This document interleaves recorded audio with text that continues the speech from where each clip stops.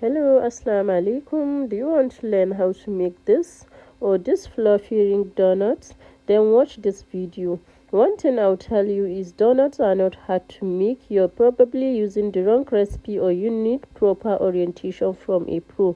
If you follow the steps I'll be sharing in this video, your donuts will never fail you again, because sometimes it's not from the donut recipe you're using but the do's and don'ts in making donuts. So don't focus on the time you'll be spending watching this video, rather focus on the value you'll be getting out of it. I'm giving you 99% assurance that after watching this video, you'll make fluffy donuts that look like this or even better. So let's dive into the video. So first of all, you get out your mixing bowl that is big enough to knead the amount of donut you want to make, and then you get your measuring cups. This is 1 cup, so I'll be using 4 cups of flour in this recipe. So if you want to measure your flour, do not scoop out the flour using the measuring cup. This is totally wrong, and this is the first mistake you will make in making donuts. Proper way to do it is for you to keep the cup, get another thing, maybe like a spoon just like this,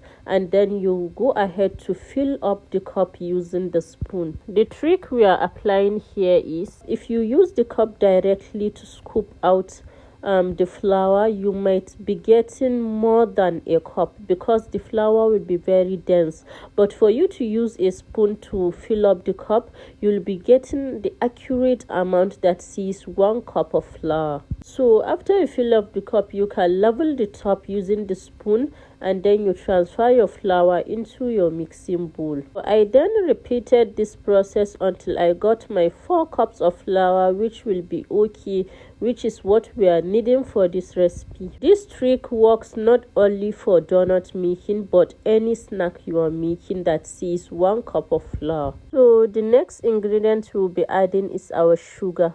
We are using 2 tablespoons of sugar, and sugar isn't like flour. You can scoop out your sugar directly and pour it into your mixing bowl, because sugar isn't like flour that when you scoop it out directly it will get dense or even denser. So you scooping out your sugar directly from the container is totally okay. The next ingredient, which is one of the most important ingredients in making donut, is your yeast. You get bad yeast, you get bad donuts. Good yeast equal to good donuts. So I would recommend, if you're not using a sachet yeast like mine, try activating your yeast first to see if it's good before adding it into your recipe, so that you won't end up with a bad donut recipe. And that's why I prefer using this sachet yeast, because I have the full assurance and certainty that I'm using a good yeast in my recipe. Make sure you don't let air into your yeast after usage so it won't go bad, because air instantly deactivates yeast. And 1 large egg is totally okay for this recipe. Please do not add more than 1 egg unless if you're doubling this recipe. If you have reached this part of the video, please support me by subscribing to my channel. And now we go ahead to add 1 cup of water. We are using very cold water in this recipe, and the trick to using cold water to knead our dough is so that you get enough time to knead your dough before your yeast activates. If you're using warm water, your yeast activates faster, and we don't want that because we need enough time to knead our dough. So at this point, if you have a standing mixer that is durable for kneading doughs, you can go ahead to knead your dough with the dough hook for about 20 to 30 minutes using speed 1 or 2. But do not worry, I'm not using a mixer in this recipe, so calm down. This is just to show people who already have a mixer. But if you don't have a mixer, this is how we will knead our dough. Just watch and learn. I'm still reminding you to please support me by subscribing to my channel, and you can also like and comment on this video. So now you get a clean kitchen rag or towel and wipe your kneading surface. You can use your kitchen countertop or even lay something neat on the ground to do this process. So I'll be transferring my dough onto my kneading surface, and I'll try to roughly combine everything together just like you see I'm doing in the video. And here comes the fun part. I'll be using a pestle both big and small one, but I'll be using the bigger one for now to pound my dough while folding it just like this. And I'm telling you, this process gives even better results than using a mixer. You just keep pounding your dough with full force while folding it with your other hand. And when it starts to smooth out just like this, you can go ahead to add in your butter. You can use either butter or margarine for this recipe, or you can even use vegetable oil. Either way, we are using 2 tablespoons of butter or 2 tablespoons of margarine or 2 tablespoons of vegetable oil. You then slowly incorporate the butter into the dough and continue pounding your dough with full force for about half an hour. And let me remind you how to do this right. Just look at what I'm doing in the video. Be folding the dough while pounding, not just pounding it just like that. Fold it, and then pound. Just see what I'm doing, okay? So it won't make sense for me to show you a whole 40 minutes of how I pounded this dough. So this is my end result instead. Just look at the smooth texture I have attained just by pounding my dough. Just look at this dough, please. So when your dough finally looks like this, that means it's properly kneaded. I'm sorry I lost the clip where I divided my dough, but I just used this scraper to divide it into 10 equal sizes. If you have a measuring scale, you can use it to weigh each dough so that one doesn't turn out bigger than another. So the next step we'll be doing is this. Sprinkle a little flour on your kneading surface and make your dough look lengthy just like this. We just need the dough to be thin and lengthy, and this is where I will use my smaller pestle. Please don't mind me using a bigger and smaller pestle. If you have just one, you can use it for both process. So you go ahead to pound on your dough just like this, and then you fold it into 2 and pound it again until it fully joins together, and then you go ahead to fold it again. Just look at what I'm doing in the video, right? So let me tell you one secret to making very fluffy donut. You see this pounding you're doing for the second time? This is a very important step in making donut, as this will make your donut very fluffy and soft. So I'm just trying to show you the full process of pounding here, okay?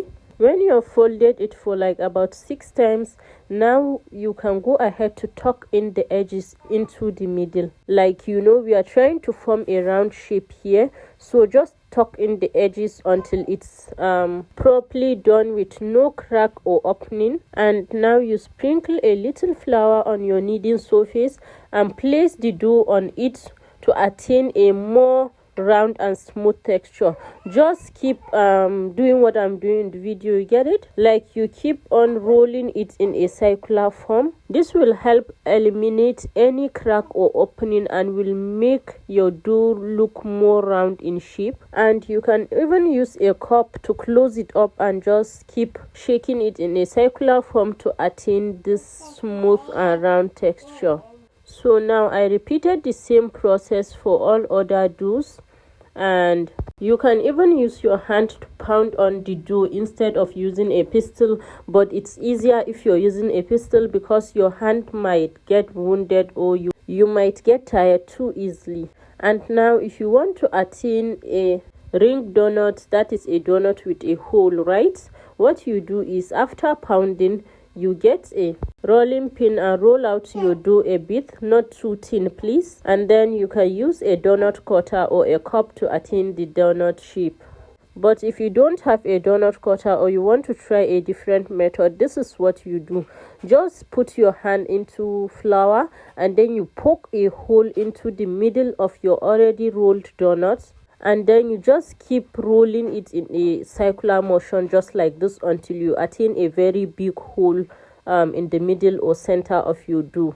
So I think this is even an easier method than using the donut cutter, right? Either way, both of them work fine, so just do as you want to. Just choose the method that you think it's good and fine by you, and you can apply that method to your ring donuts. Right now, you need some parchment paper or normal paper. Sprinkle some flour on it if you're using normal paper, not a parchment paper, and you then let your dough rise until it's double in size. Before you start frying your donuts, make sure your oil gets very hot. Your flame should be on medium to low heat, but your oil should get hot before you insert your donut into it. If you don't let your oil get hot first before you go ahead to put in your donut, you might end up with a very oily donut, and you won't like that, to be honest. So when your donut isn't floating on oil just like this, just know that your dough hasn't risen enough, because your donut is supposed to float over the oil and not sink in, and you need enough oil to fry your donuts. Okay, another thing is, do not add too much donuts into the oil, like 5 to 6. No, that's too much. Add 3 to 4 at a time.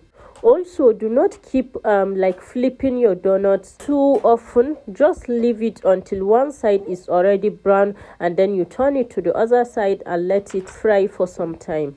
And also know that donut needs oil. Please don't use very little amount of oil in frying your donut. Use as much as you can. In fact, you can fill up the pan with oil as long as there is somewhere you can drop your donut in without splashing the oil. Okay, and once your donut is done, you can take it off the heat and just look at that. I don't need to tell you that this donut is extra fluffy, right? And now, if you would like me to give you this filling recipe, just comment below and I'll post it in my next video, inshallah. Just look at this creamy goodness, ya Allah. Anyways, don't forget to subscribe to my channel, as I will be giving you back-to-back amazing recipes. Fi amanillah.